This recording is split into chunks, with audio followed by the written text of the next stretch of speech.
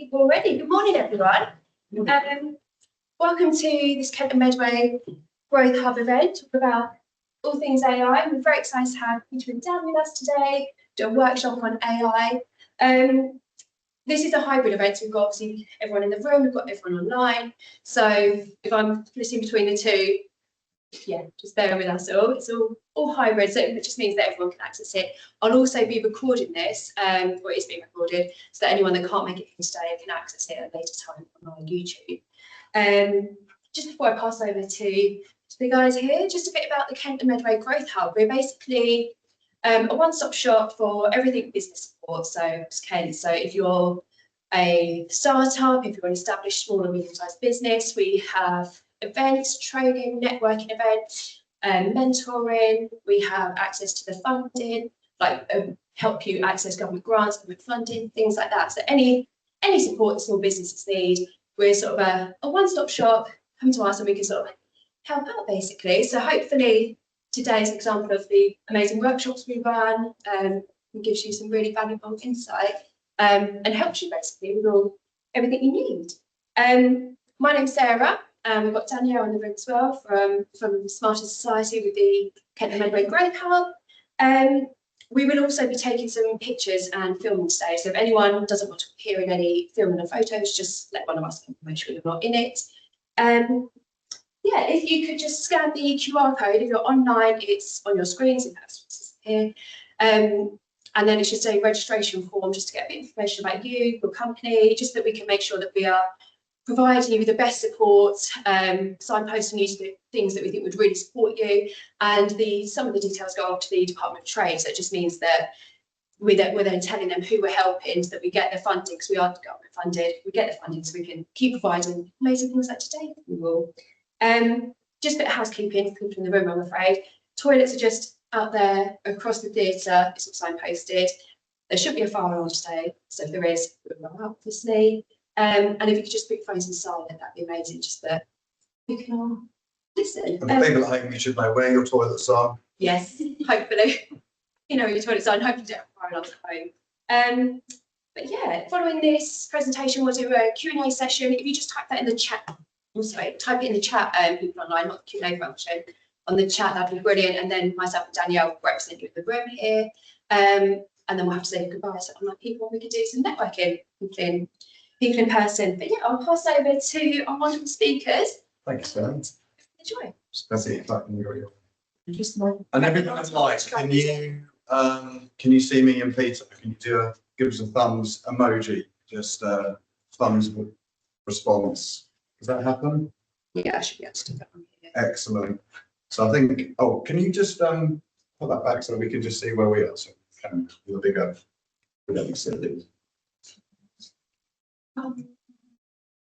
then we can see ourselves to make sure it's sharp and bigger. Yeah, that one. Perfect. There we are. Amazing. Yeah, Perfect. We'll work it out. So morning. Thanks for your patience. And have we got? Am I clicking, Sarah? Yeah. Well, I need to be on it. Maybe on the presentation.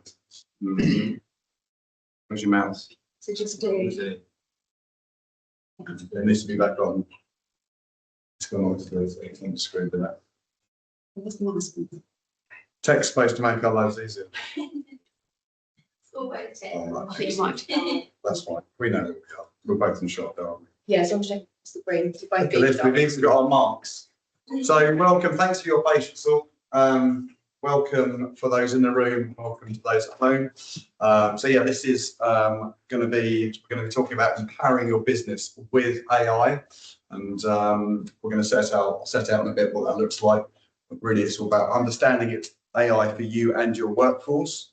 So we'll do some introductions. Start with myself. I'm the CEO and co-founder of a company called Altitudinal, and a bit about my background.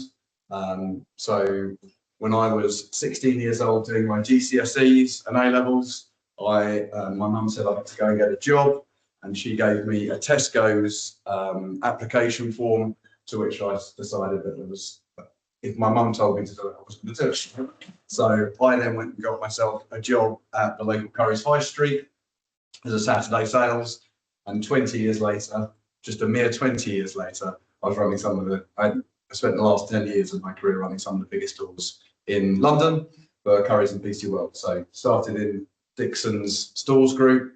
I did a stint in recruitment, and then for the last decade, I've been running businesses. So, started with a relationship building consultancy, which works with small to medium and professional services businesses to do more work. Most recently, last startup I made was a company called Thrival, and that delivered proactive counselling and wellbeing into businesses in a year-round program. And while building out Thrival, as that business was called, Peter and I were introduced by a mutual friend, and we'll tell you a bit more about that. Over to Peter. Sorry, well done. Right, I'm Peter. I'm also co-founder of Alto Leader. I'm in charge of the tech and the finance, because that's my background really. I had 25 years working as a trader in investment banking. I was understanding the markets and understanding how to trade using the AI that I was building to tell me. And I think an important part of understanding how you can use AI in a mission critical setting like trading is that it can't be a black box. It's got to tell you exactly what's going on. And the AIs that have made all of the headlines over the last 2-3 years, like ChatGPT, they can't tell you what they're doing. They are black boxes. So one of the really important points about an AI, which I've got experience on, and therefore Alto Leader has got experience and expertise in, is how to use AI systems safely for really important things, not just for, writing a nice email. And do people know what black box, when Peter refers to black box? So black box is a kind of more of a technical term, isn't it? For it can't be seen. Yeah. So corporates are often seen as black box. So lots of bad behaviour would go in, and they're now seen as more glass box, so you can see in, and that's probably because of people recording meetings where toxic behaviour is happening. So that's what we mean, is that it's all kind of unheard of and not really known about. Whereas the tech that Peter has created, because he is the genius of our founders, I don't mind saying. I haven't got a clue how he does what he does, but it's a very different AI, and we'll go into a bit more about that AI in a bit. But I think what's most important is actually we're just aligned by a purpose to make businesses better through stronger and more resourced leadership that then ripples out through the organisation. And actually, more than that's kind of Alto's, I suppose, kind of vision. But actually, together, we also work, because Peter is also the co-founder or the founder of Pilot Generative AI, which is where all of our tech is built, where all our dev teams sit. And we've got some really exciting stuff that Pilot's doing as well, in terms of helping people out of NEETs, so not in education or in employment. So using our AI companion that we've got, to get people into work and get them back to meaningful work. So there's some really kind of some exciting societal stuff that we're working together as well, and to do with schools. But we'll come on to more of that in a bit. So we are going to do an icebreaker, and I would like to, if we can we hear them? Sorry, you can't hear them, but they can. Okay, you can pop it in the chat. Great, excellent. Okay. So for the people at home, if you can, kind of follow along. But we're going to go around the room. But we'd like you guys to do the same. So a related icebreaker, and we'll do it nice and quick because we want to kind of stay timely for you guys. So if AI could take one task away from you, that kind of, what's that thing that irritates you on a daily basis? And you can't say people. And then so think, we've got to think about that. And when we come round, I want you to tell us your name, your company, what you do, and I'm going to give you another challenge. So I want you to think of the task, and I want you to tell me what your company does in 5 words. Or if you want to be really good, you can tell me what your company does for your clients. So how do you benefit your clients in 5 words? And then tell me about the task. So we're going to go round the room. So I'll start to give you guys a bit of time to think about it. So yeah, Dan Corp, co-founder and CEO of L2, and L2 delivers more, creates more resourced leaders that run higher performing teams for better business and better bottom lines. That's what L2 Leader does. Are you right starting for the right? Sure, yeah. Fantastic. Yeah, my name's Lester Young. My company's LBA Associates. We do leadership coaching. So, yeah. So I basically help my customers build better leaders through an increasing productivity of their organisation. Oh, and he's kept to the word count. I appreciate that, Lester. And Lester, what task would you like AI to take away from you? I've got no idea. That's why I'm here. Nothing about It's it. a great answer. Brilliant. Thank you, Lester. Morning. Morning, I'm Steve Shaw. My company's Bishopsgate Copywriting, and I basically write blogs and content, marketing content for anybody that needs it. Amazing. Thanks, Steve. And what task that you'd like AI? I'm still having to think about that. Okay. Get back to you in 5 minutes on my own.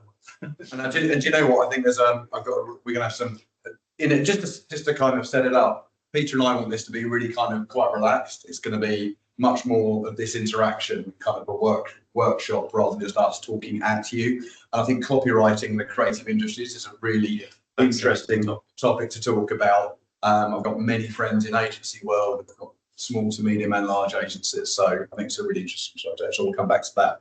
Young man.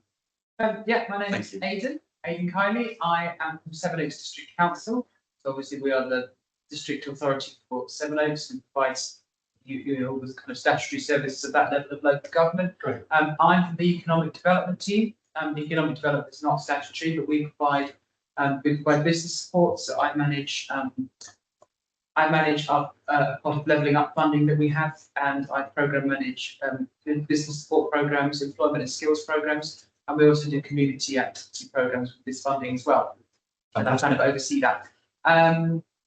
In terms of what I would like, what AI can do for me, well, it's an absolute game changer in terms of accessibility for people with disabilities. So one of the things that I've and it's only sort of come into my horizon in the last 8 months or so that I've got into it, but things like presentations, design work, stuff that's very visual and it's quite difficult for me, I can get AI to do it pretty well. So for me, it's already working and improving things in a huge way. That's amazing. Thank you. That's really helpful and a great insight as well. Thanks very much. Morning. Hello, my name's Ned Gibbold and I also work for Sevenoaks District Council in Aidan. My job is project support officer. So me and Aidan work beside each other. My primary job is to build business businesses to some percent to government, to council services, and to advising the potential grant schemes that have been running for the last few years. Amazing. I run my own grant scheme on this for the parish councils and various bespoke grant schemes for the businesses. So my task would be the hardest part of the job really is to find out where the extra small businesses are. So you've got the town centre, but it's all the little pockets of Nice. businesses that we just don't know of, and we don't have the resources to drive around and find.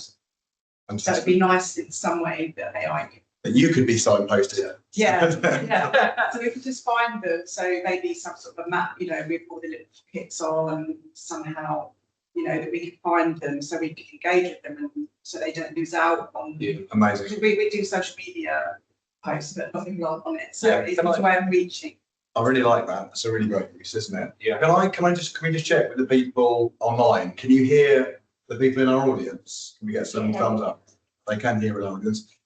If we've got some people on the workshop that are in the room or online, where can they find out more about this grant? Where's the best place for them to go? The best place would be, I'll give you our, we've got an email address, probably easier, it's business@sevenoaks.gov.uk. Amazing. I run that, me and Aidan do, but I do it every day. Yep.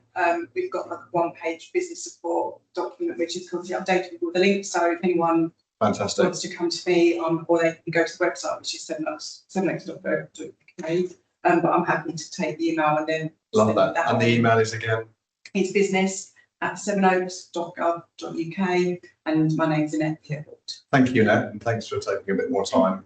That's really useful, really helpful. Morning. You can see our next guest is getting that business. Where's the grant? Show me the money. Because levelling up is running out. We've just had, I know it's like, isn't it? That's the score leveling up. We know what we're talking It's running out in March next year, but Let's hope we get something new coming through, right? Yeah, well, hopefully, but yeah, we'll see. But up until then, me and Nathan both here. Great. Well, I think it's really great to have people like yourselves along, because actually one thing I've learned in my 10 years being in a Kent business is just how many grants are around. And actually some people are really good at getting grants, but you just got to find them and look for them. Thanks for So that. if not careful, it can be the same people, which is fine. It can be the same, but it can be the same people supplying. And sometimes it's really nice when we find a new business. Because I don't think many people think, well, I've set up a new business, I'll get in touch with the council. Yeah, There isn't that perception out there, and what we sort of here to say really is we can help. Grants can be variable because it depends on funding we've got, but we can signpost.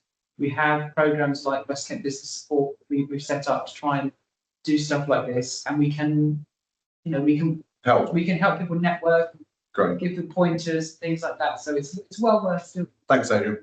Thanks, guys. Thank you. Good representation from the council. Morning. Good morning. I run two companies. One is a graphics design company, and the other one is a professional artist. Amazing. What would my task? I suppose on the art side, to have a sales rep for me to go out and get more sales. Yeah, love that. That's a great one. Yeah. Thanks, Pick Marie. me up anyway. I think that's a really great show. Yeah, we'll talk about that, can't we? Yeah, great. Morning. Yeah, good morning. My name is Shona Jara. I've set up my company 2 years ago, but the company is dormant at the moment. I'm from the Gravesham area, so I don't know whether you guys are selling or whether you also tell. That would be Medway, and that would be yes. So you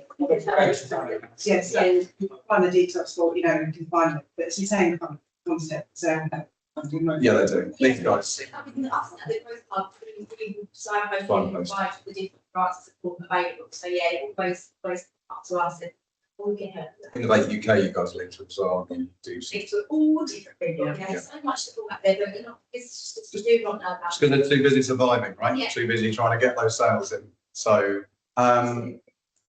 company. Yeah, I intend to open like a butcher around the Gravesend area because I could see there's a potential. Because I know there are a lot of people who go to like places like Becca or they go to like meats. So that's something. So you're talking speciality meat, goats, these sort of things. Sorry? Speciality meats. Yeah. Love that. Okay, and what task would you like AI to do?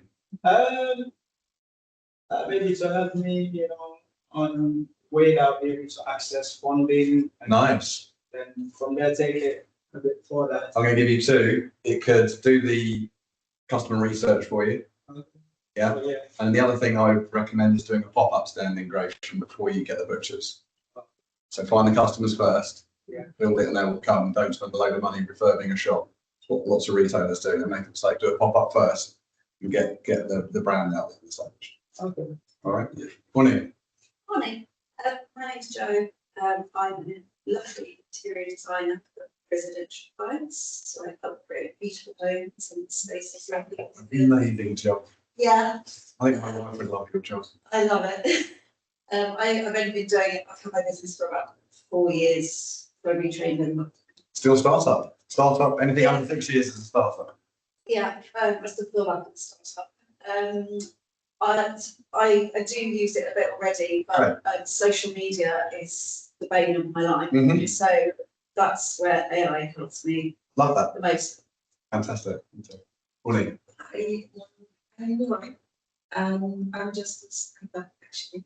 And then I'm just the first steps is that we running with the start of the business. Yes. And then we find customers and I meet them with the right product. And then actually is the now after lockdown is the world is changing, and then most of this the thing of the AI. And then yes, I use the ChatGPT a lot. It's actually very helping me for everything. Also for the customers products, on daily basis. I'm using it, but I need to learn more to the in the nice life. We can do that today. That's lovely. Enjoy. Really appreciate it. Thank you. You're together. Fantastic. Great. Well, look, thanks everybody for, it's been really interesting. I think we're going to be revisiting some of these subjects, and I think that we've got some, part of what we put together is kind of some watch outs as well, right? I think obviously we're super excited about what AI can do for your business, but we also want to come with some warnings as well, right? So in terms of how we're engaging with AI, so hopefully those will be useful as well. So yes. Between the activity centre, future survival, the tea room, the retail stores, he's got a lot of business slides on it. I'm absolutely drowning in admin at the moment. I'm really interested in how I can use AI more effectively to cut down the workload and streamline everything. And then Lucia said, What does your slide say? I will do that to the. So found. I think she was going to do it, but the other participants which are struggling. Yeah, is it one directional? Yeah, maybe.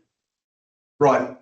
Let's crack into it. So, just to kind of start off, I met someone through LinkedIn that did a really interesting post. It was actually we connected on the challenge for young men in the world, but I then checked his company out, and he's got an AI consultancy. And look, there's a lot going on with AI. I think that's perhaps some of the reason you guys are here. There's this kind of FOMO, fear of missing out. What should I use? Should I be using it? And Anthony had this as a quote, which interestingly enough, his business partner had just said that they were going to remove it from the website. I said, do not do that. This is fundamental. It has to work for your colleagues, for your customers, and your balance sheets. Yeah. So for us, there's a lot of wasted money and energy and time with AI, because I think people are getting caught up in the hype of it, and actually, as Richard Branson always said, that my customer's not my most important person, my colleagues are, because guess what? If you look after your colleagues, then your customers are looked after, and then obviously the balance sheet. So I think it's really important that we kind of bring it back to, as kind of part of what we want to talk to you about today. As you can imagine, all things technical are going to be answered by my good friend and co-founder, Peter. So, Pete, you want to talk about? We didn't want to go into technology too much, but it is worth understanding what the modern day AI is. They are called large language models, thanks, Dan. Or isn't it? I would rather call them large language mimics. So these have been trained by that, just think swallowed or read more books than any human could read in 800 lifetimes. They have literally taken as much content in as many languages as they can find from the internet, processed that to build something which resembles an enormous matrix of numbers, and that is how they then produce an output. So they seem smart, they seem very smart, but they're only able to put out things that they've already seen over that massive corpus of data that they've seen in the past. They've swallowed. So, yeah, that they've swallowed. And I think it's really important to understand they cannot reason. They do not understand all of that content that they've got. It's just that because they're able to put that content out in a very compelling way, which, by the way, the big tech companies have spent many billions of pounds enhancing with humans, low-cost humans in cheap countries. Do people know about this? So let me explain. The large language model starts off as just something that is not able to have a conversation. It's just able to continue a sentence. If you put a sentence in, it then is able to continue it because they're predicting output based on all of the knowledge, all of the information they've seen in the past. But then humans teach them how to have a conversation by writing their own conversations in them. And then that is the basis of how they're able to have these compelling human sounding conversations based on what low cost humans, in emerging economies have typed in and fed into these systems. Therefore, there is a lot of risk and evidence of significant amounts of bias in what they put out there. There is significant amounts of undesirable behaviour like sycophancy, which is engineered into these systems to make you want to talk more to them.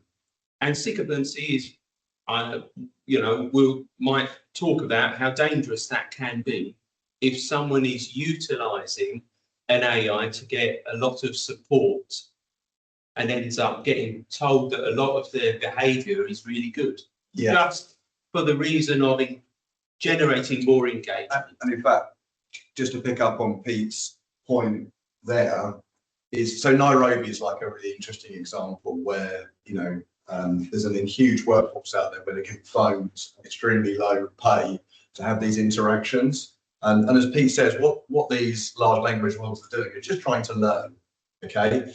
And so a lot of that is done through these emerging economies and us. So that's why we talk about they want your attention and they want your time on their platform, and that's why it's free. And we'll talk a bit more about that later. But all the time we're using these free LLMs. Guess who's the product? It's the same with social media, right? There's a reason social media is free. It's because your data is being sold because it's a capitalist model to go and sell to companies, right? And so that's why it's free. It's really interesting now. There is now a paid option. I personally, for example, YouTube, I've had YouTube Premium now for 2 years. It's the best £12 a month I've ever spent. I recommend it to anybody. It is an absolute joy. It feels almost alien when I jump on someone else's YouTube and I get these things thrown in my face. Because there's no ads. I mean, it's literally like, I can't tell you the amount of time I save not skipping ads and being interrupted. And I watch long form content. But I just think it's, and I've learned, so much from working, Peter and I've, we're 6 months in to L2, and I've learned so much. And that was the penny drop moment. Why are these things free? They want you using them because you're training their models for free.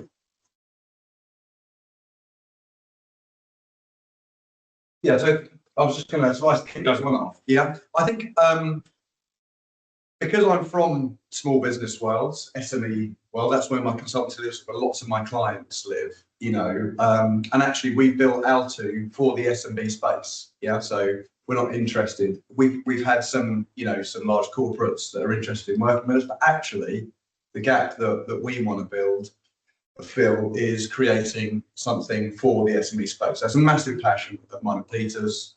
We've got pilots based over at the new Ascendia shared workspace in the Pentagon. If you're ever over in Cheltenham, I highly recommend checking it out. Absolutely brand new, top of the line. If you imagine like those lovely WeWork workspaces that are up in London, we have one of those now in Cheltenham. It's absolutely incredible. A great place for us to have some space. So we're really in this space. And so I was really keen to make this kind of presentation, this workshop, to understand us shouting about all these things which are irrelevant for a small business. Someone wants their admin done. Let's talk about that. And I think from a lot of my conversations, a lot of my friends in businesses, a lot of my clients from my consulting days, and a lot of L2's clients, we're all looking for one AI. All looking for one AI to do everything for us. And we need to break that illusion. There is no silver bullet. And I put here, just as you have multiple softwares for your business. So if you're anything like L2, we have, for example, a Microsoft Suite, but we don't ask Microsoft to do our accounting for us, right? We have some accounting software for that. We don't ask Microsoft to take our payments from our subscription models for our clients, right? So we have these multiple softwares, and it is going to be the same for your AI. Okay, so for example, I have Copilot because we have that as part of our business. I have leftover from I still have a Gemini AI, and then I have L2 as my personal coach and companion, leadership coach. So I'm using 3 AIs. I also dip into a paid version of ChatGPT. I've played around with one of my friends, Claude. You know, there really is, and these, I don't know if you've seen those comparison charts. You know, it's finding out what's best for your business, and and what. So multiple softwares. I think you're best to lead on this one. Yeah. So if you think about what any company is, it's really the product of its people and the intellectual property it has. You know, that's what every company is. So why would you allow something into your company for free and give it as much intellectual property as you want, knowing that it's going to use that data to train new models on it? Effectively, you're letting the most valuable commodity you have in your own business, your intellectual property, into the systems of the big tech companies. And we've seen this happening already as the big AI systems have moved into different domains. They're moving into HR. They're moving into recruitment systems. So they're moving into one of the big domains where a lot of companies have started to use AI. Underneath the surface, they were actually just using ChatGPT, Gemini, the other big AI systems, rather than using their own. If you don't have your own AI system, essentially you're going to be leaking intellectual property to the big tech companies who will use that to train their systems or to leak it in other ways. It's always worth thinking about what big tech currently makes. They make, at the moment, $1,000 per user and that's just what they make on advertising. So unless you're paying one of the big tech companies $1,000 a year, their incentive is to use your data and to sell it to advertisers. And no AI system is currently charging $1,000 a year. And that's a good point. And so that's why we talk about beware of free. You know, when you pay for an AI, you then have a protected ecosystem for your business. So they're the things to look out for. And yeah, for us, it's about thinking about specialists. So which AI is going to be right for you, and that's not for us to say, and we will discuss it, the differences. But actually, it's going to be finding out, you know, that there's which ones are going to work. Ones plural are going to work for you. Any questions in the room from? So if you pay, so say I would pay for the paid version Yes. of ChatGPT. Yeah. Does that protect? Your IP. Unfortunately, it doesn't. It doesn't. So Is that because it's chat? So Is that just with ChatGPT, or you're talking about all of them? with all of them that are based in the US, because the New York Times has an open lawsuit against ChatGPT. That means that even though the tech companies that say that they're not going to train on your data, they still have to send everything that you put through it. They have to send that to the US Department of Justice, right? That's what the lawsuit is now forcing them to do. So even though they tell you that they're not going to train on their data and that your data is going to be destroyed, they legally cannot destroy that data. Yeah, slightly different. I think it does differ slightly. So because Microsoft is solely business focused, and you have ecosystems, there's more security around that. But essentially, as Pete said, it's just legal. It's still ChatGPT. That's different. So it's just something to be mindful. And I suppose, you know, we're advocates of UK tech, UK AI that's on our soil, you know, so that's something to look out for as well, right? But the other thing is, Peter alluded to earlier, is the amount of AI companies which are called wrappers. Has anybody heard of an AI wrapper? And that is simply, or a scrape, and that is basically they are fronted AIs which are powered by generally Anthropic, which is Amazon's version, or OpenAI, which is ChatGPT, and they're the two obviously the big players, and they're in an arms race, and therefore if they change their terms because their investors want more money, And of course they will. and of course they will, these companies, there are many AI companies out there which are at the wing of it. So again, just something to look out for. We had a company that I came across recently doing some really nice stuff, and I said, oh, you know, to Pete, I wonder if that's their own tech. Obviously, Pete, within 30 seconds, I said, no, it's actually using both OpenAI and Anthropic. So yeah, something to watch out for.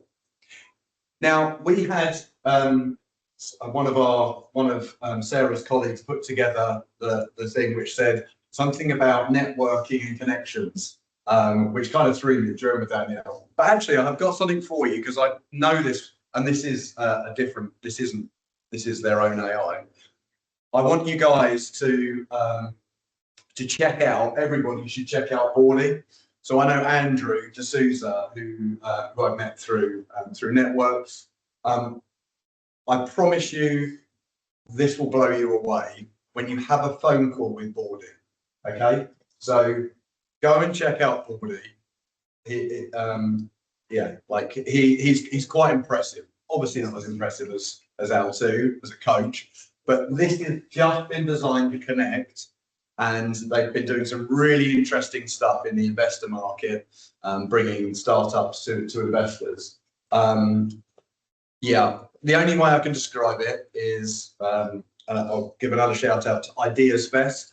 Any business owners looking to go to, I would say, possibly the best business event for entrepreneurs is Ideas Fest. It's a 2-day event in a field.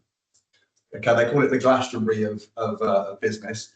And this is where I met Andrew, and my previous co-founder and I went there last year. And when we came back, before we went, we'd all been invited to speak to Borley to connect at the Ideas Fest. So I'm in the middle of work. My previous co-founder comes in and says, "You stop what you're doing. You have to call Borley." So I'm busy. I'm focused work.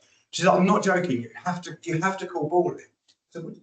So anyway, I reluctantly picked up the phone to Borley, and it was the most surreal experience. And it's because they're building it for the right reasons. So you're going to be, yeah. Let us know how you get on speaking to Borley, because he's got a lovely Aussie accent, and I'm a sucker for an Aussie accent.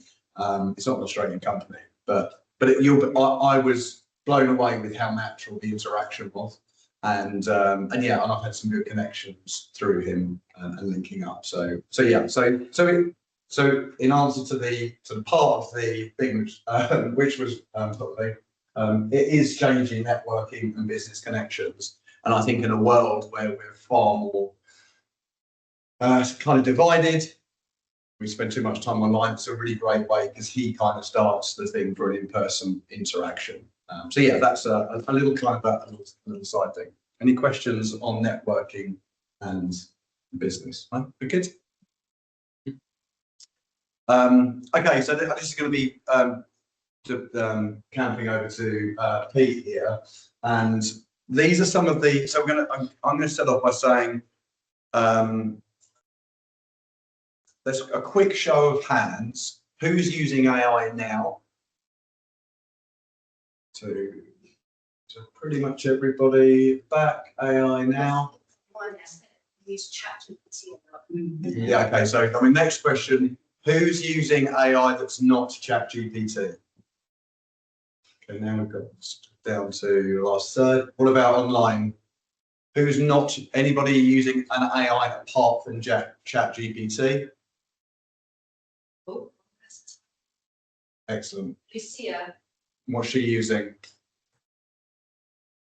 What are you using, Steve? What are you using? AI wise? Microsoft Copilot. And Nice.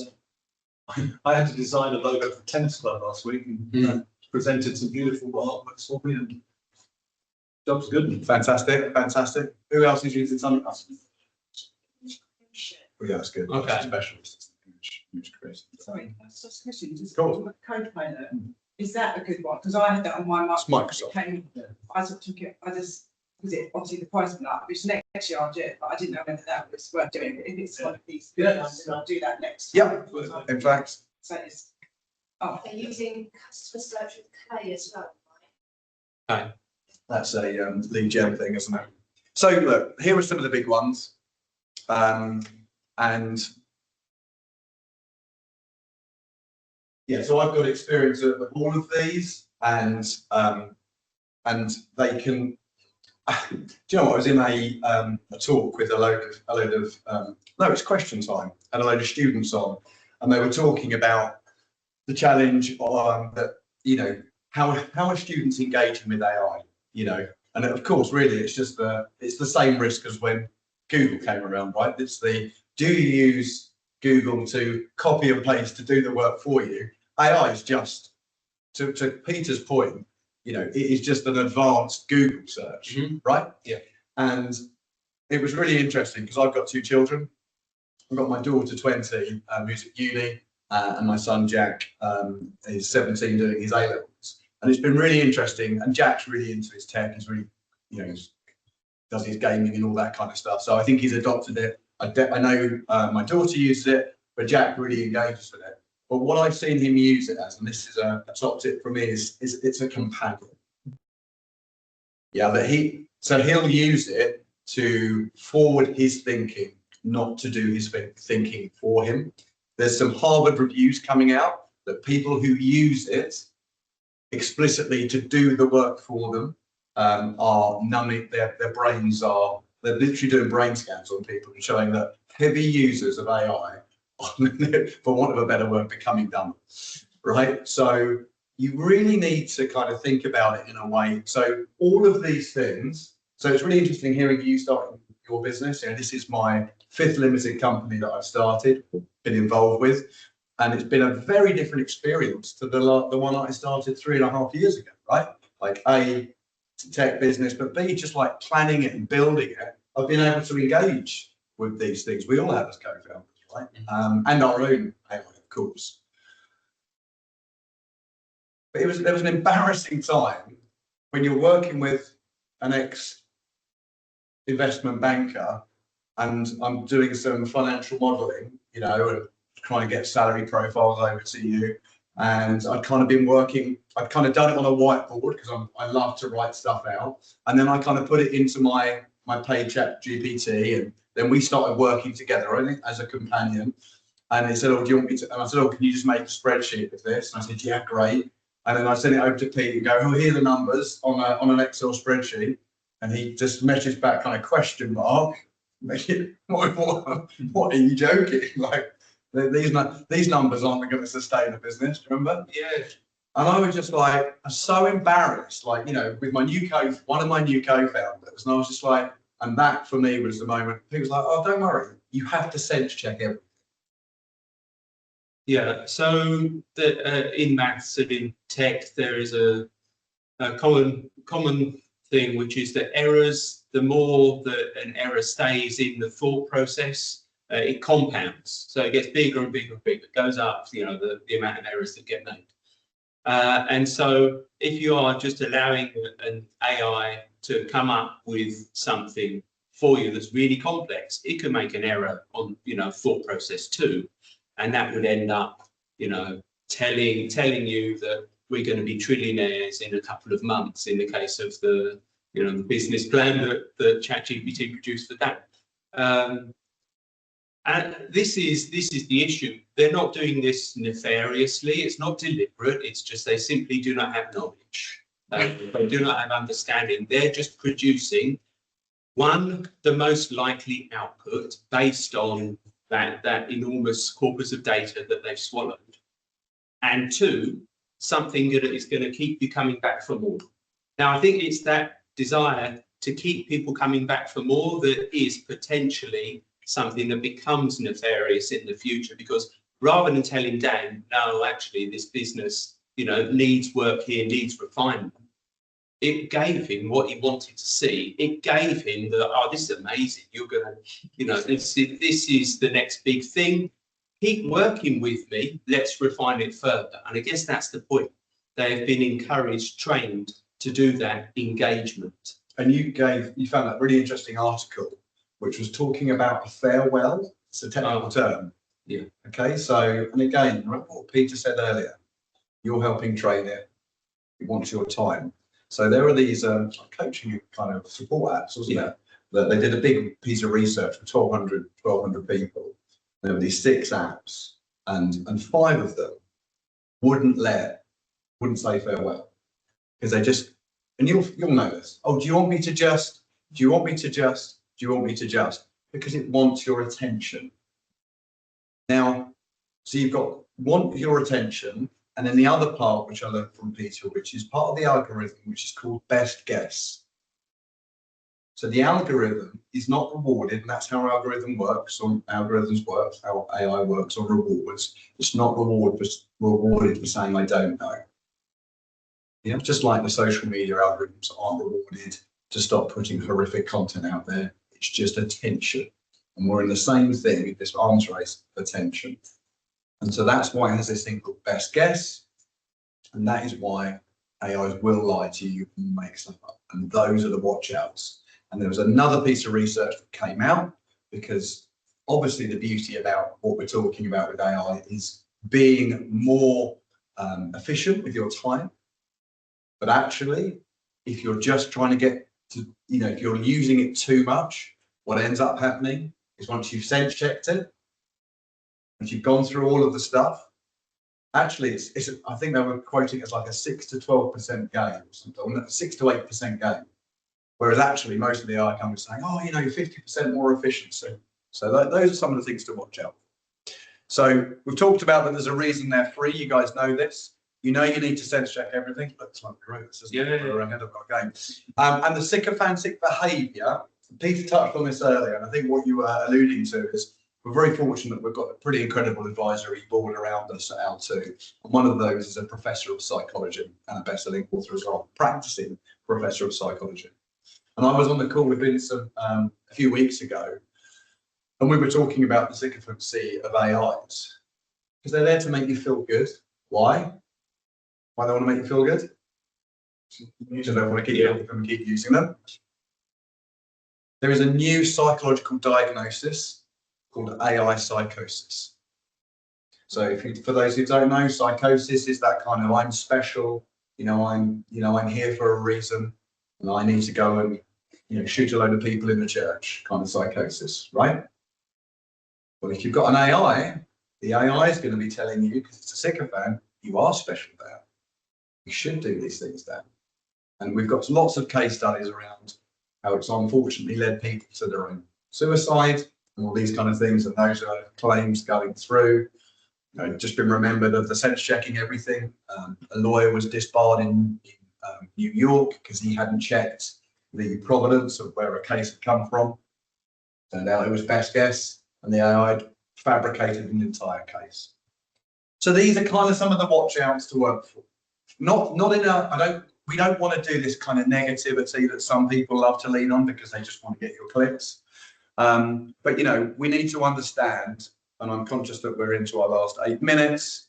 But Pete, do you want to just kind of whiz us by these bits? So the models that have been released over the past year, they've gone through an extra set of training where they've been trained to be good at very specific tasks, to perform well on certain benchmarks. So, for example, they're trained to do mathematical exercises, software development exercises, and to score really well on these benchmarks. But in so doing, anything that's not in that training process, they become worse at. So it makes them better at things that they have been trained on, but worse, more dangerous on things that are outside of that. So we characterize that as brittleness. They're being built to look like they're doing even better, but actually the way I use them for my own research is I much prefer the models that came out in 2023 and early 2024 because they hadn't had this extra bit of, in my opinion, unnecessary training, unless you are trying to answer maths Olympiad questions using an LLM. Just selling points. So yeah, you covered that as well. So yeah, watch that proprietary IP risk, which we've talked about. Okay, so let's talk about another thing as we kind of close off, and we want to kind of finish off on some interesting positive stuff that and then I think we go into Q&A and we'll talk some more about perhaps some of these specific wants and needs and how I can let's do that. I think it's going to be really interesting. That's okay with everyone? And everyone online? Great. So I get really bored of Goldman Sachs coming out telling us that 300 million jobs are going to be taken by AI. Yeah, again, it's clickbait, right? It's really unhelpful. Now, look, there are some things to be concerned about, that those kind of entry-level jobs that were done by kind of entry-level colleagues, graduates, you know, are taking. But I think it's much more helpful to go that the job market is just changing. And actually, I think a really exciting thing is that just as our one of our, who's the chap, someone online that wanted all their, you know, drowning in admin because they don't laugh at companies, you know, is a good use of a human life being drowning in admin. You know, unless that is your business and you're a brilliant VA, of which we have some fantastic ones in Kent, I can personally recommend. You know, actually, there we go. Yes, Daniel being one. I think it's much more exciting to go that many AIs can allow us to do the more human things that I think that we've lost with the world of tech and social media. I think, you know, there's some real societal issues, hence why I was on this, you know, kind of on this workshop in London yesterday around masculinity and what it is to be a man in 2025. You know, because, you know, we're more divided because of the algorithm that's in social media. So I think there's some really nice things that actually, what about if AI allows a managing director or CEO, allows them actually to get home earlier to their family? Those more human endeavours. And actually, the one thing that AI can never do, and that is be a leader. Can't lead, inspire and motivate teams. It can't engage with clients. It can't win new business. These are things. So how cool is that? But actually, we're going to be able to do more of that because of the tech that's being created by people, brilliant people like Pete. So just the kind of some context that I want to talk about with the kind of challenge that L2, and I'd be really interested to get your kind of thoughts on this. That we kind of think that there's these three big challenges that are going on in the UK right now, and actually globally. So we hear a lot about kind of poor performance and productivity of teams. Yeah, that's like an ongoing thing. Gosh, how many times have we seen that in the G7 we're 6 or 7 least productive and we don't have siestas in the afternoon? How's that possible, right? Well, actually, there could be some other bits to it. There could be, what about low employee engagement? So Gartner, I think it was Gartner, had a stat out last year, 90%, 90, not 19, 90% of the UK workforce are not engaged with their work. So that's not saying that they hate their jobs, but what they're doing is they're rocking up at 9 and clocking out at 5. Now, is that going to deliver an exceptional performance for your business? I don't think so. No one's talking about how related the two things are, engagement and productivity. We think they are. And lastly, burnout and mental health. There was the Mental Health UK report last year, was over a third of the UK workforce are on the verge of burnout. Over a third, right? So that is, but no one's really saying, what if 10% of your workforce went on long-term sick? Like, how would a small business survive that? If you've got a team of 20 people and 2 of your people are suddenly off, because we know that burnout isn't take a week off, you know, go and have a spa day. It's going to take maybe a month, maybe 2. So we believe that actually what we should be talking more about is that there's leadership that sits with us. So I love to ask this question: Who has had a bad boss? Yes, it's the quickest. I had a bad boss. Wow. You have. I love that. We'll talk about that. I need to find out more. Now, look, actually, if you've had a corporate job, you've had a bad boss, but there might be some reasons for that. So, do we think that leaders affect all those three things? A good boss, a bad boss can make poor productivity, low engagement, and can burn you out. I think people. I personally, people are everything. I mean, I've had pretty boring jobs, but fantastic people, and I've had really good jobs and terrible people. I love that, Yes, Adrian. which experience I recall with the most fondness, you know. So just for people at home, Adrian saying it's all about the people, which we also agree with. And there is actually some etymology to the word company. It's about breaking bread, and actually that's what a company is, just a sum of its people, really. Yeah. Thank you, Adrian. So actually, there might be a reason. Because I don't think it's helpful to think about bosses in bad or good or indifferent. 82% UK managers are accidental. Now, when I was 19, I got myself into a stepping into management program because I wanted to be a leader. I wanted to lead and inspire teams. Lots of people are just specialists, and then they get told, if you want to earn more, you need to be a manager. But that doesn't make them a great boss. So I think I have some empathy, more empathy now. Does that make sense? Yeah. 90% of the UK colleagues we've talked about that are not engaged with their work. A third of the workforce is burnt out. The other part that I like to found this stat, which I like, which is 70% of managers don't feel equipped. They feel unequipped to support their colleagues personally. So if I know Pete's having a hard time at home, because I found out from one of my other colleagues, if I don't know how to kind of support him, what happens? I don't ask him, because if he says, actually, I'm really struggling, Dan, so I just don't ask him. And then Pete goes, I know Dan knows Simon there. Why is he not asking me? He must be a bad boss. So there's some empathy there. So for us, I think it's really important that we can get strong performance, maximum productivity, high colleague engagement, and mentally fit and resilient colleagues. That's what we like talking about. It's mentally fit, resilient colleagues. Who doesn't want that? With really good energy to kind of bring into your company and kind of not just clock in at 9 to 5. And actually what that is going to be is, oh, did I get the last one pretty up there? Is better equipped and more resource leadership.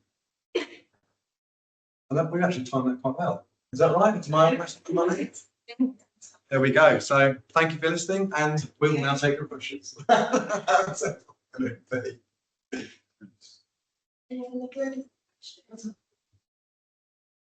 mean, I guess it's kind of a big question, but when you talk about having your own AI, my brain goes straight to, okay, I don't even know how to write Python scripts, never mind build an LLM. Yeah. So I get the idea that, you know, actually it's better to have your own system than to use the ChatGPT for your business sensitive information. But are we talking about, when you say have your own, are we talking about buying a system that's deep-based, or are we talking literally about building software? And how kind of expensive is that? It's a really good question. It's a really good Is question. it the same thing as building, having someone do a website? No, I think it's a really good question, and I think it's what we're not suggesting is to go and spend because you probably couldn't build an AI for less than $500,000, I don't know. So Pete. Yeah. Having your own AI, I think it's got to be one that is legally watertight, not going to use your data, not going to send it anywhere. And so therefore it's going to be hosted somewhere that you can trust, like in the UK. So all of the products that that we build, so that's my company Pilot and our company Altu, we host those in London, and hopefully one day there'll be a Kent AI data center where we can host them. And they're not connected to any other systems. They don't use any other systems. They're just using the AI system that we've developed and are hosted there. So I don't know if you've heard about the concept of a data room. Yeah. Yes, so that's the principle. So this is a completely secure, audited environment when nothing can go in or out unless it is requested to do so. Yeah, so I think that's the kind of the panacea we're proud to be able to offer at L2. I think the intermediary is to make sure that you have a paid for business kind of, because it's slightly different from just the free models. So just that would be our kind of thing. We realise that you guys, there's going to be different AIs for different uses, but having a commercial agreement with a business does make a slight difference. But as Pete says, because of the way it's hosted. But yeah, those kind of complete freemium models, which of course are becoming less free. I mean, I've had ChatGPT for 2.5 years, and then you just, it wasn't until I started working with Peter, I started paying for it immediately because, and actually the free, it just ends up giving up. It's like just trying to charge you all the time now anyway. So yeah, good question, Adrian. But yeah, it's just thinking about your security. Tara, Rick, and Fiona all have similar ones. They're wondering how you'd use AI to help with social media. They're using social media as part of their businesses, making social media posts. Is there anything that AI can do to support with? Really strong, yeah, great question. I've got really strong feelings on it actually. So, right, again, so I think there are some things that we should decamp to AI, like admin. I don't think that if you want to be a thought leader in a space, if you want to create engaging content, I wouldn't use AI. Really? Because everybody knows it's Americanized. It's I think we're in a space now. I was talking to a creative recently on this. Much like the when suddenly you could get a website built for £500, it just lowered the bar, and it meant that we just had all these horrific websites everywhere. Now, what then happens is the cream rises to the top. Right, then the actually fully designed, creative, engaging websites built by people who know how to do it stand out. So I think trying to shortcut, I mean, I personally, we have a business-to-business brand. I also specifically came off of social media 3 years ago because I could just see it I suppose you could call YouTube social media, but yeah, it wasn't right for my business and certainly for our business. Every piece of content I write it. I don't even ask it to make it shorter or more concise. I sometimes will leave a typo in.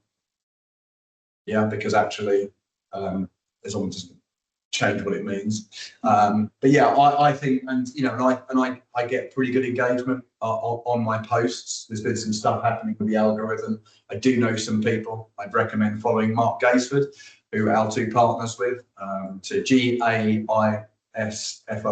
Mark Gaisford is an incredible content creator. He's creating mainly video, but he says a lot about, hence why we are a sponsor of his content.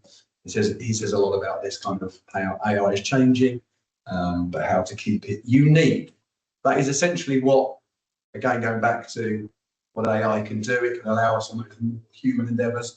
And one thing AI can't be is unique. So I believe, I don't think, that's my opinion. Pete, I don't know what your thoughts on automating personality. Very simply, if anyone can produce it, then why bother? Right. It's entirely derivative. So why try to produce something that's entirely derivative and not unique? Purpose as individuals, as companies, is to show that we've got unique intellectual property, unique values. So don't use an AI to project that, because you can't. It's a problem that copywriters have in a big way. I bet. It's not to produce original content, but somebody can go to ChatGPT and produce something for nothing. Yeah. And not as good, but perhaps good enough for their purposes. So Psychologically, though, I mean, so for example, you do copyright. Okay, I mean, presumably, part of that is you are producing content for people, but also then you get, perhaps they get to speak to you about, how that's done and why you've made certain choices, and they get to learn something. The outside looking What in. I find with things like social media, what worries me is do we assign to AI the things we don't feel confident with, as opposed to the things that it's actually meant to be used for.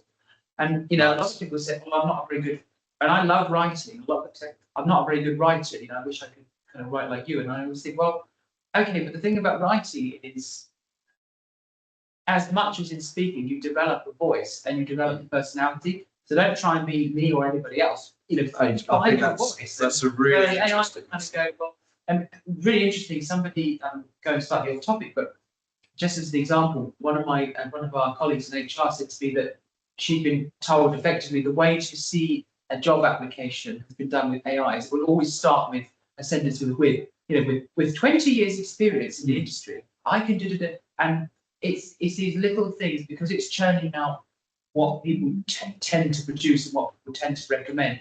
Doesn't actually, it's not built to produce uniqueness. It's built to say, well, you know, you've given me a job.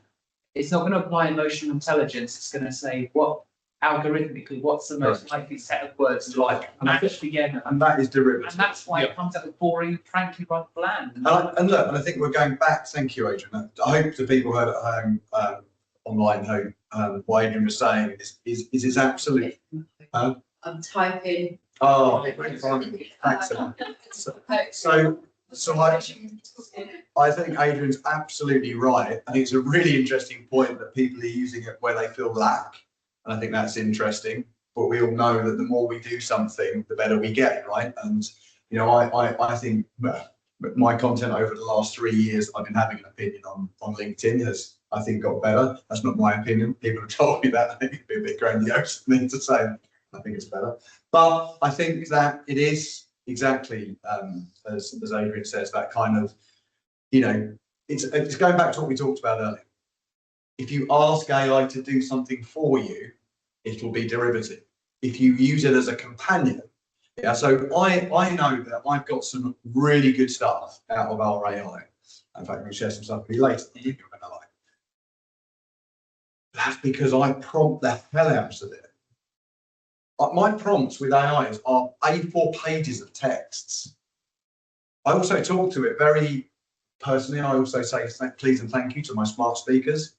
I wanted to role model that around my kids growing up. I think barking orders at things is degenerative for our society. I think we should be polite, and I think it's really unhelpful. We were at a thing recently, and I was like, oh, it's creating more carbon. Oh yeah, just be rude to everybody. So that, you know, I think again that was a clickbait thing. There's not that much more carbon being created by saying hello at the beginning of your prompt.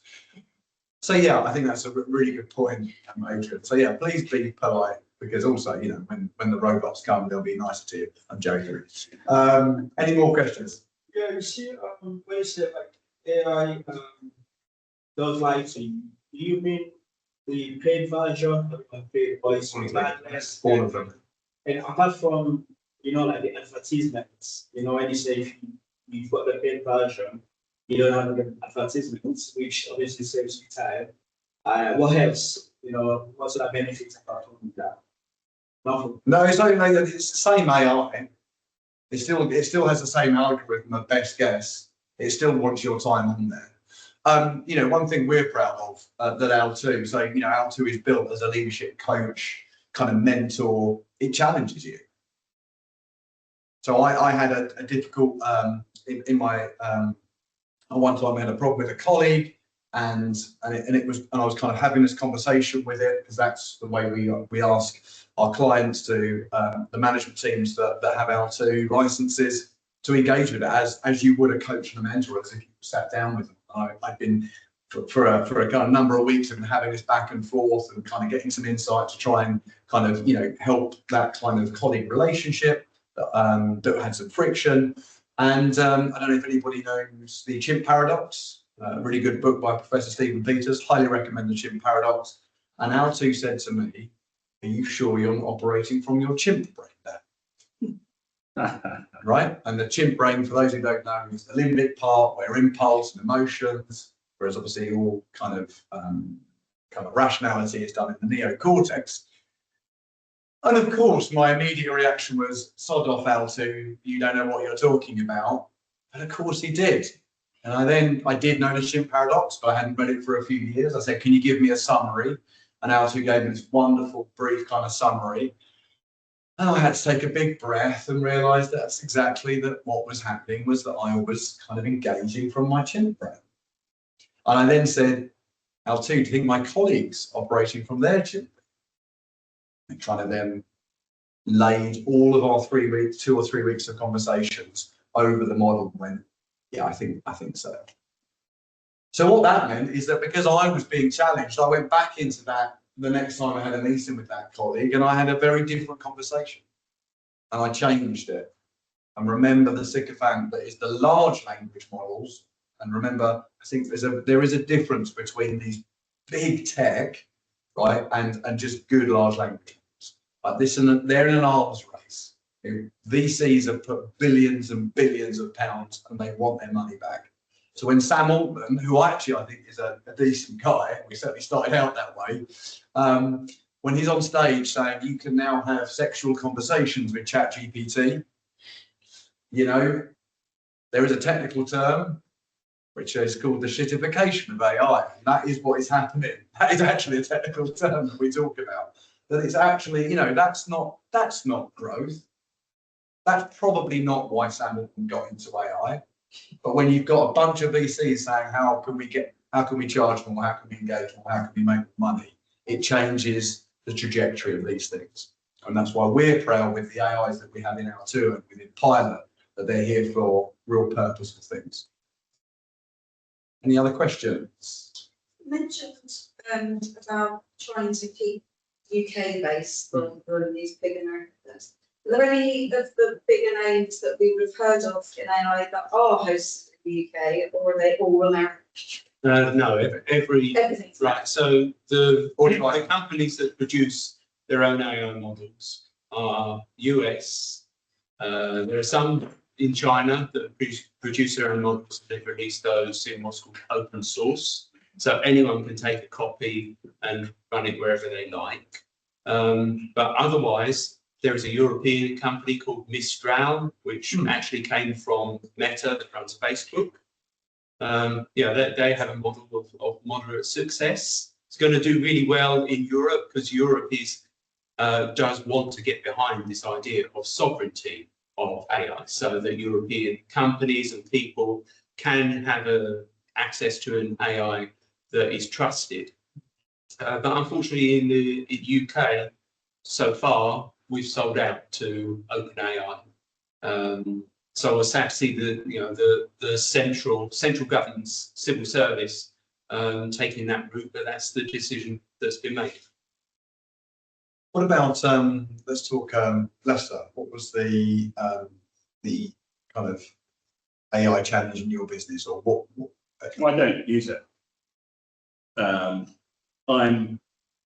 don't want to be branded in the Luddite zone, but when I do leadership coaching, but I do it. It's all face to face. It's over. It's not classroom based. You do it over a long period of time. So it's all about relationship. Yeah, but it's working with people to get them to understand themselves first, get them to understand particularly the things you were talking about earlier. With the team this week, we're doing exactly the same stuff. We're looking at,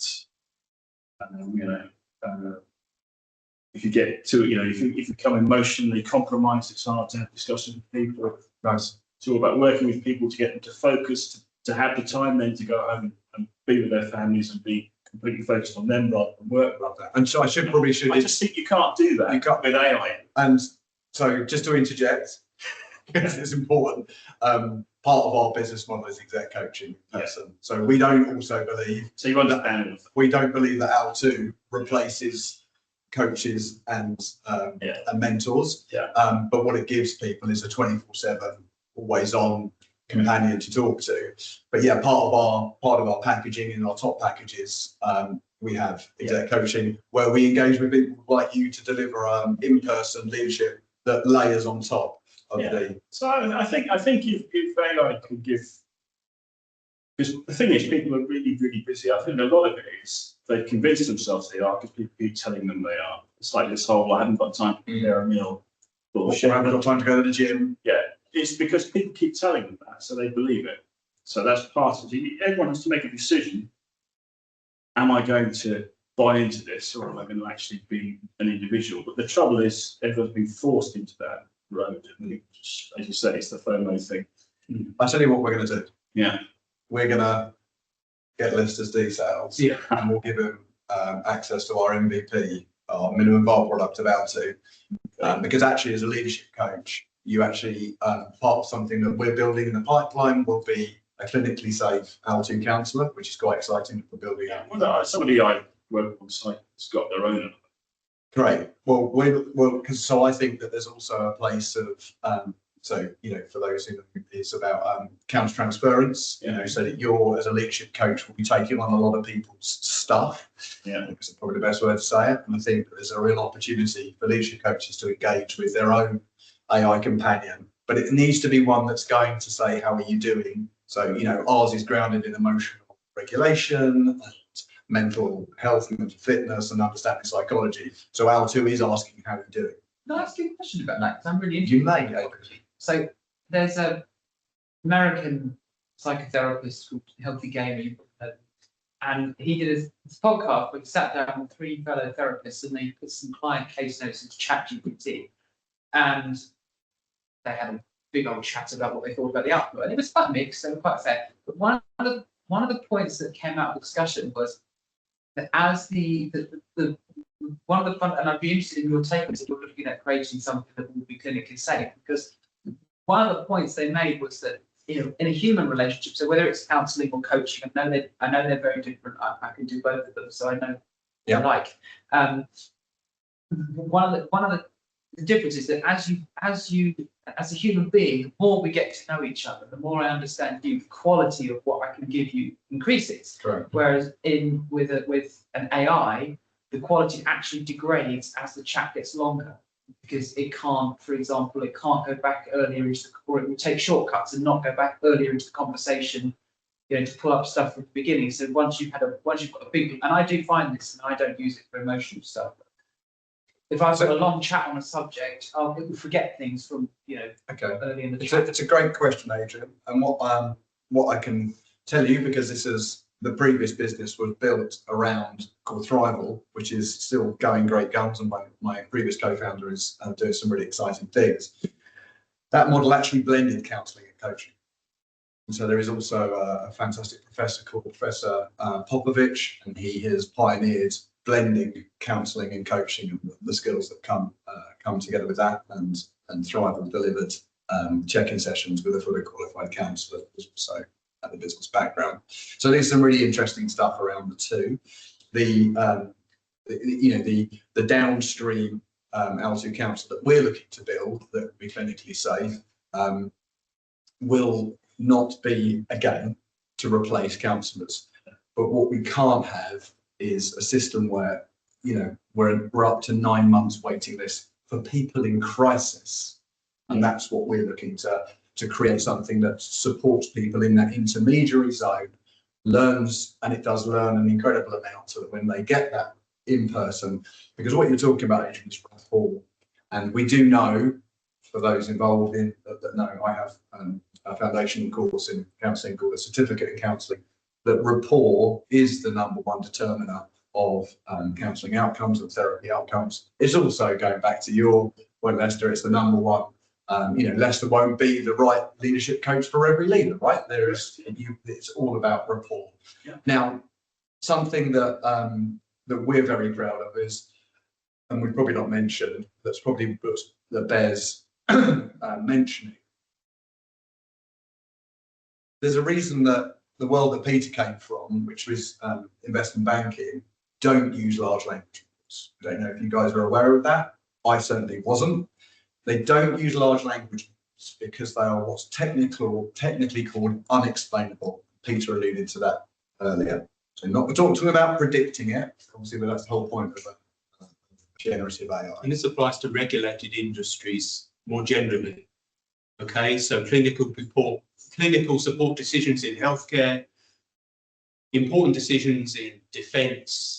None of these are made using large language models. What self-driving cars? Self-driving cars don't use large language models.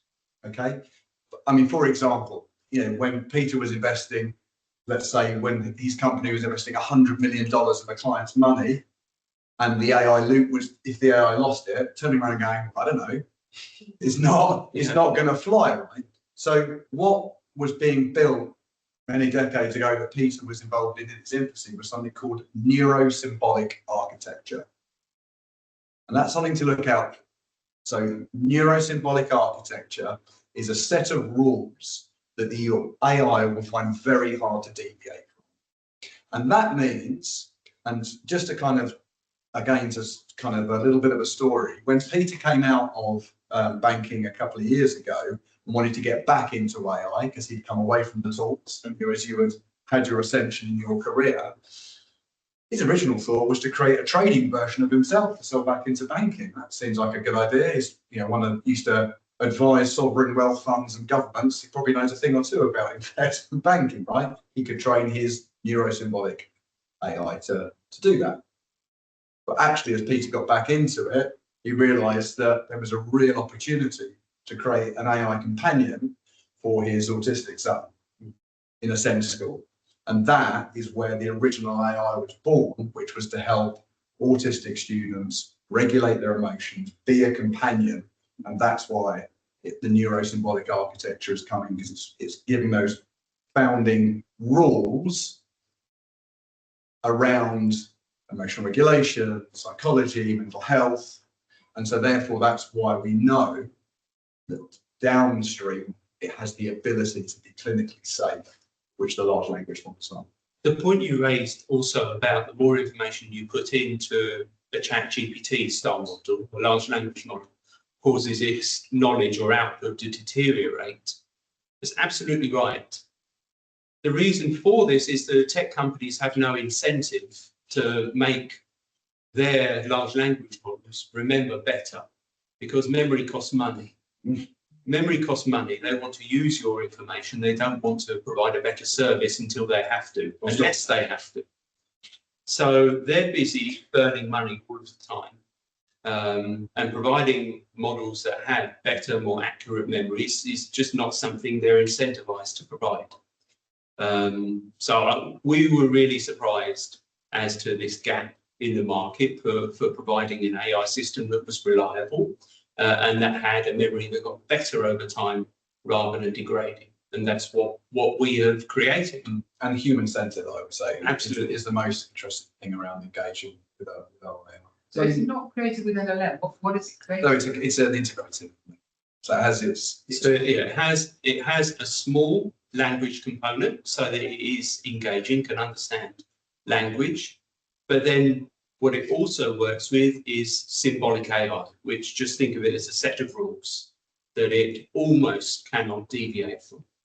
Yeah, I had my neighbour who's a young graduate in an AI firm doing something about this, and I was explaining how LT works, talking about neurosymbolic architecture, and Elliot said, "Oh, it sounds like it's like if you think of like AI like a brain, it's like the symbolic architecture kind of cuts off some of the synapses, so it can't go and help someone take their own life or do all those, for want of a better word, evil things that LLMs can do." So yeah, that was quite if you think about it in that kind of sense. We've got more questions from the online. Here you go. Great. If we, I think we'll Bring it to a start close. now and then bring it to a close. I'm just going to stand over here so that my Please mind's stand. maybe something. Just so I can see everyone at home as well. But yeah, thank you so much. It's been brilliant. I hope everyone's got some really insightful things out of this morning. And we'll be around afterwards, so if you guys want to pick up with us, So in the room, please get your details. we'll do some networking in the room. But just before we go, I just wanted to bring your attention to a couple more. I'll read the dates because otherwise I'm going to completely forget. But next week, the Growth Hub, we have a Start Your Business workshop Wednesday, Thursday, so 26th, 27th in Maidstone, which will be in person in Maidstone and again online for people at home. Where in Maidstone, you know? Very good question. If you follow our Eventbrite, Very we'll good. email you after this event and it'll be on the Eventbrite with the information. Very quick. Well done. Put me on the spot. Oh, just teeing you up And to then- talk about Eventbrite. We also have a social media marketing on the 4th of December in Dover. In Dover, which again, yes, that is an event. But you can get all these, we'll email them out to you all after today's event. But thank you so much for coming. Thank you so much for signing online. I'm going to have to say goodbye to online now and then and we can move Sure. on to networking. Thank people. So, thank you. Thank you.